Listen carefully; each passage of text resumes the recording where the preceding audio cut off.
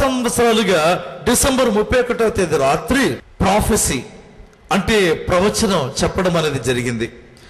చాలా సంవత్సరాలు చెప్పాలంటే ఒక 10 సంవత్సరాలకు పైబడి. ఆ పిదపై ఏం జరిగిందంటే ఒకరోజు నాకు అనిపించింది ఏంటంటే డిసెంబర్ 31వ తేదీ ప్రవచనం అయిపోయిన తర్వాత డిసెంబర్ 31వ తేదీ రాత్రి దేవుడిచ్చినటువంటి ప్రవచనాన్ని పరిచర్యల గురించి ప్రభు చెప్పాడే దాని గురించి ఒక్కనాడైనా ఆలోచన చేశామా? ఒక్కనాడైనా. ఆ రోజు చాలా సంతోషం. ఈ ప్రొఫెసీ నీకేమొచ్చింది, ఓకే నాకు ఇట్లా, నీకేమొచ్చింది, హ్యాపీగా నవ్వుకుంటూ వెళ్ళిపోతామా అండి. ఆపి తప్ప జనవరి 1 వస్తుందండి, 2వ తేదీ వస్తుంది. మళ్ళీ ఇక్కడ ఏ చెట్టు కింద కూర్చునే వాళ్ళు ఆ చెట్టు కింద, ఏ ఫ్రెండ్ సర్కిల్లో ఉండేటువంటి వారు ఆ సర్కిల్లో ఉండడం.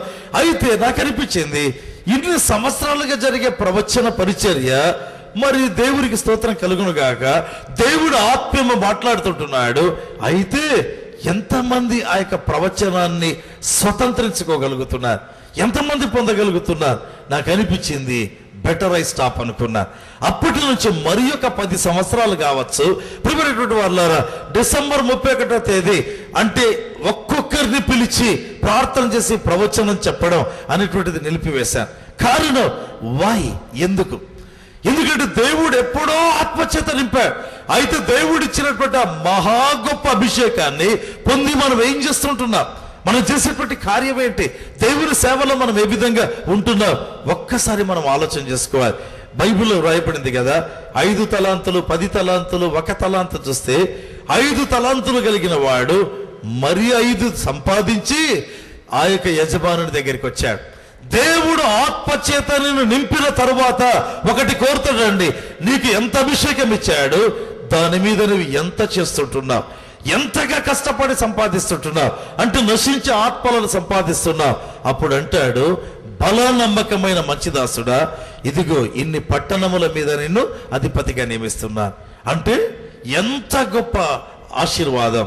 అయితే 1 తలాంతు కలిగిన వాడు దాన్ని దాచిపెట్టాడు. అదే చాలా మంది దేవుని బిడ్డలు చేస్తున్నారు.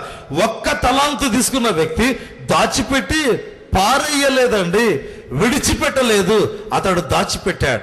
దాచిపెట్టి ఏం చేశాడు? యజమానుడి దగ్గరికి వెళ్ళి, యజమానుడా ఇది కారణం, అందుకు నేను దాచిపెట్టాను. అప్పుడు దేవుడు అంటాడు, ఆ తలాంతు తీసేయండి, కలిగిన వారికి ఇవ్వబడుతుంది, లేని వానికి ఉన్నది కూడా తీసేయబడుతుంది. ప్రేమల వాళ్ళారా, ఆత్మ చేత నీవు నేను నింపబడిన తరువాత దేవుని కొరకైనటువంటి సంపాదన అంటే అన్యులను నడిపించడం, నశించే ఆత్మలను సంపాదించడం, ఈ సంపాదన చేయకపోయినట్లయితే, ప్రభు సేవ జరిగించకపోయినట్లయితే ఉండే తలాంతు కూడా పోతుందేమో. చాలా జాగ్రత్తగా మనం జ్ఞాపకం చేసుకోవాలి. దేవుని వాక్యంలో గమనిస్తే పరమగీతం 4వ అధ్యాయం 16వ వచనం, ఉత్తర వాయువు ఏతించుము, దక్షిణ వాయువు వేంచేయుము, నా ఉద్యానవనముల మీద విసరుడి, దాని పరిమళములు వ్యాపింపచేయుడి. ఈ యొక్క గాలి ఉత్తర వాయువు దక్షిణ వాయువుకు 2 పనులు ఉంటున్నాయి. 4వ అధ్యాయం 16వ వచనంలో ఏంటి? ఉద్యానవనం మీదికి రావడం అదొకటి. అంటే పరిశుద్ధాత్మ అభిషేకం, పరిశుద్ధాత్మ దేవుడు దిగి రావడం. దిగి వచ్చిన తర్వాత పరిశుద్ధాత్మ దేవుడు ఏం చేస్తాడు? దాని పరిమళను వ్యాపింపజేయడం ప్రారంభిస్తాడు. ఏ పరిమళములను? ఆ యొక్క ఉద్యాన వనము యొక్క పరిమళములను వ్యాపింపచేయడం ప్రారంభిస్తాడు. అంటే నిన్ను గూర్చిన నన్ను గూర్చినటువంటి వార్తలు ప్రతి చోటికి తీసుకెళ్తాడండి. అది పరిశుద్ధాత్మ దేవుని పని. అయితే మనము ఆ యొక్క కృపను సద్వినియోగం చేసుకుంటున్నామా? ఒక్కసారి ప్రశ్నించుకుందాం. బైబిల్లో గమనిస్తే మొదటిగా చూసాము ఏ విధంగా ఆత్మచేత నింపబడాలి. రెండవదిగా చూసాము ఈ దినం ఆత్మచేత నింపబడిన తరువాత ఆ వ్యక్తిని గురించిన సమాచారం వ్యాపిస్తుంది. మూడవదిగా చూసినట్లయితే సమూయేలు మొదటి గ్రంథం 16వ అధ్యాయం 21వ వచనం, దావీదు సౌలు దగ్గరకు వచ్చి అతని ఎదుట నిలవబడగా అతని యందు సౌలునకు బహు ఇష్టము పుట్టెను, అతడు సౌలు ఆయుధములు మోయువాడాయెను. ఈ భాగంలో గమనిస్తే గొర్రెలను కాచుకునేటువంటి దావీదు ఒక్కసారి సడన్ గా ప్రమోట్ అయినాడండి.